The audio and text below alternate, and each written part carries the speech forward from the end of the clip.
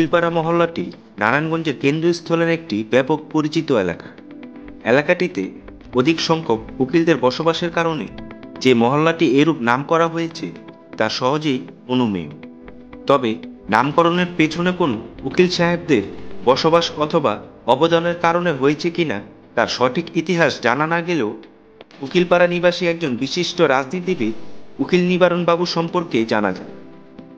তিনি 1921 সালের নারায়ণগঞ্জ কংগ্রেস কমিটির সভাপতি ছিলেন। তিনি ছিলেন উকিলপাড়ার বাসিন্দা।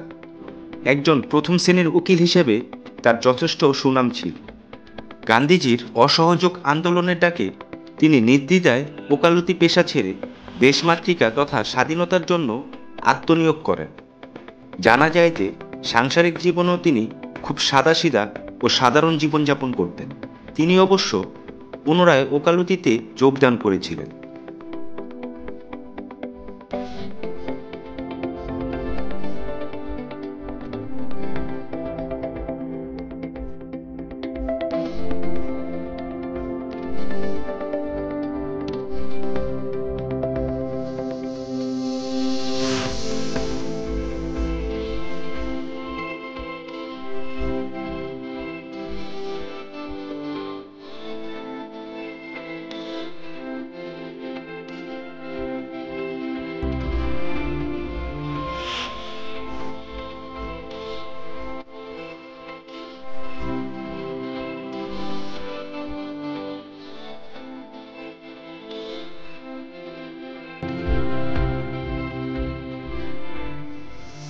1933 সালের দিকে নারায়ণগঞ্জ কংগ্রেস কমিটির সম্পাদক ছিলেন চিত্তরঞ্জন চক্রবর্তী।